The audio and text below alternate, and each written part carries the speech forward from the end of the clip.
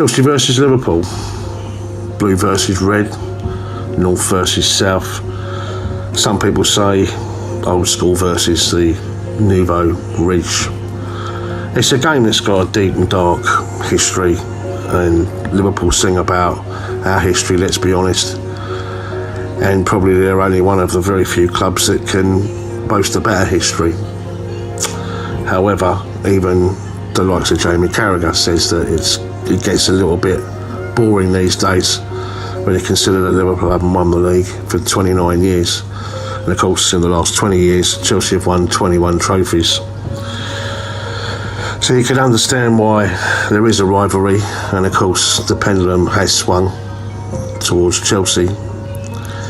But I'm not one of those supporters that looks back and only recognises the Premier League. Of course, I remember the 1970s and the 1980s, and there is no doubt about it, there was only one team that was dominating things to such a degree, and my memories go back with Liverpool to 1986 when they come to Stamford Bridge and they won the double that year. I remember Kenny Dalglish scoring the winning goal for them that day, and they won the title. And of course, there's been many games down the year. 1978 and that swirling shot from Clive Walker, and 1980 with Peter Rhodes Brown, but 1978 we beat them 4 goals to 2, and of course the Shed that day absolutely buzzing. And I suppose bringing it more up to date, 1997 FA Cup game where Liverpool were 2-0 up, firmly in command of this tie. And then, of course, the double substitutions, 3 up top, we went on to win 4 goals to 2. You can forget this, of course, Jesper Gronkier, a massive goal for us 2003. Of course, it meant us securing the Champions League placing and 4th place. Liverpool needed a win that day, we needed a draw, and of course this man took over from us, Roman Abramovich.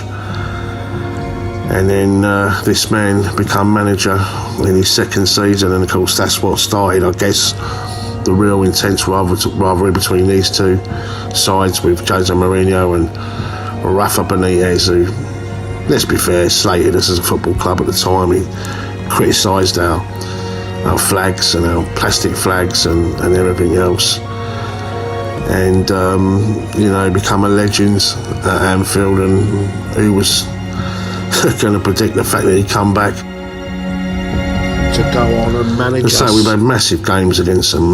The League Cup final here, Steven Gerrard with the own goal, and they took the lead that day, and we went on to win the League Cup final in Cardiff. And then of course there was all those European nights, the ghost goal, Louis Garcia, and all the controversy with regards to that. Did it go over the line? Didn't it go over the line? I mean, these European nights are incredible. Again, we played them, and of course they beat us again in another semi-final, this time on penalties. Absolutely horrendous it was, and we played them over and over again. We even played them in the group stages that year, 3 semi-finals and a quarter-final 2. And then of course we gained revenge, 3 goals to 2, 1-1 draw at Anfield. And Avram was brought to his knees, and we went on to the final in Moscow. There's been so many games, as I say. We had the quarter-finals, where we won 3-1 at Anfield, and this one ebbed and flowed, 4-4, probably one of the greatest games I've ever witnessed. And it's just been littered with massive games between each other. 2012 FA Cup final, of course, we went and won this particular time, and what a save it was there from Andy Carroll's header, from Petr Cech. As I say, there's been just so many events. Steven Gerrard nearly joined us on 2 occasions, very close to it, own goal he scored.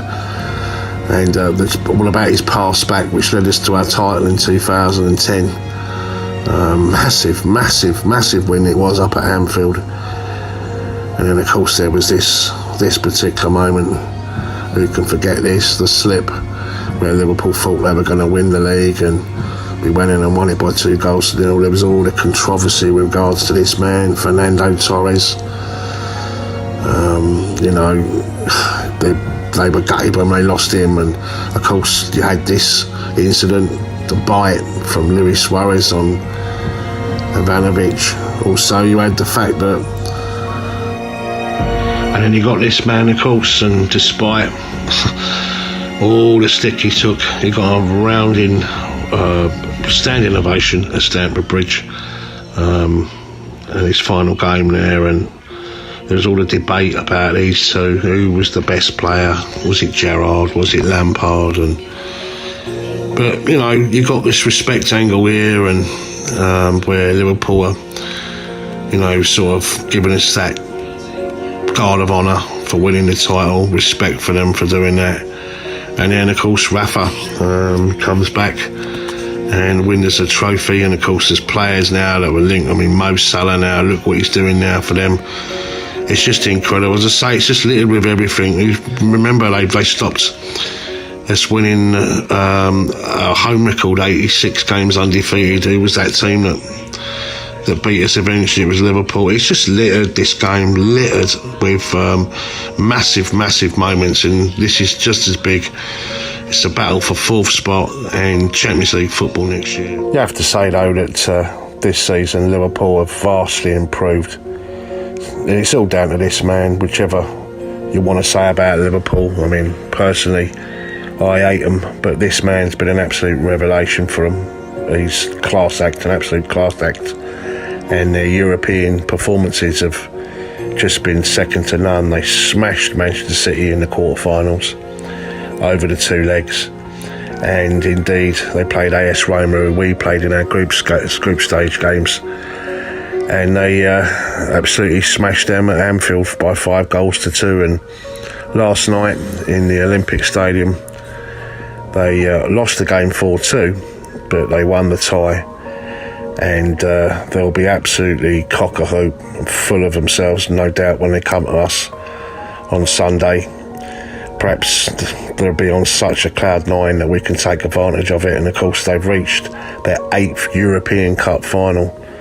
It's quite incredible, that, against Real Madrid, who will be attempting to win it 3 times on the bounce. But this is the most important factor as far as we're concerned. We're 6 behind. If we win, we bring it to 3. Of course, we've got that game in hand over Huddersfield, but they do have a superior goal difference, and it's all about us and how we set up. And let's look at the team, which I expect it to be a Thibaut Courtois in goal. I don't think there'll be any 2 ways about that decision, although this news that's in the papers today about him seeing out his last year so he can go on a free to Madrid, if there's any truth in that, that won't go down too well. In terms of the back 3, it'd be Cesar Azpilicueta. I think he's probably one of the candidates, along with N'Golo Kante, for Player of the Year. Antonio Rudiger obviously fixed things now with the manager and very much part of the back 3 again. I suppose this is the first dilemma. Will it be Andreas Christensen, who's played most of the season, to be fair, kept Gary Cahill out of the side, but will he go for experience and stick with Cahill, who I thought's done really well in the last few games where Andreas has been tired? Of course, no doubt about it, he'll play central. It'll be N'Golo Kante, but who will partner him? Will it be Bakayoko, who's been completely out of confidence all season, but the last few games again, I think he's done tremendously well? Or will it be this man, Cesc Fabregas, who I think you need 2 to play alongside him because of the gaps he leaves behind? No doubt about it, he's a class player. Last 20 minutes, if you want to bring someone on to open the game up, he is for sure. But if you're going to play 2, do you play this man, Danny Drinkwater, who I see is linked for a £30 million move at West Ham? In terms of the wing-backs, Victor Moses, who I've been very critical about of recent times on the last few games, I think he's done well as well. I think he'll get the nod over Zabacosta here. And Marcus Alonso, who'll be returning after a 3-match absence because of the incident at Southampton. Will he go straight back into the side? I think he will. Although I think this young lad's done exceptionally well. Emerson Palmieri really impressed me. And he might just get the nod. Next dilemma, I guess, will it be Willian or will it be Pedro? Either or, because on their day they're superb. And my take on it, I think it'll be Pedro on this particular occasion. Willian on the bench. Hazard, I expect to stay on the left and obviously start. And then, of course, the last dilemma: who will play up front? Will it be Olivier Giroud, who for me has been an absolute revelation, complete and utter breath of fresh air, or Alvaro Morata? I think he'll play Giroud, and it's all got the hallmarks for being another incredible encounter between these two sides where, let's have it right, there is no love lost whatsoever. As I say, history doesn't lie. Although I do think if we don't get 3 points at the weekend, the game against Huddersfield, which is in midweek, we should rest. And indeed in our last game against Newcastle United, because this is what it's all about: glory and winning a trophy, and Wembley, and a chance to get our 8th FA Cup final winners' medals when we play, of course, Manchester United in the FA Cup final at Wembley. I hope you enjoyed the programme. Don't forget to subscribe to Chelsea SW6. And if you're interested, please take a look at my website. That's www.paulcannavillefoundation.com. Hey, look forward to seeing you at the bridge. Catch up.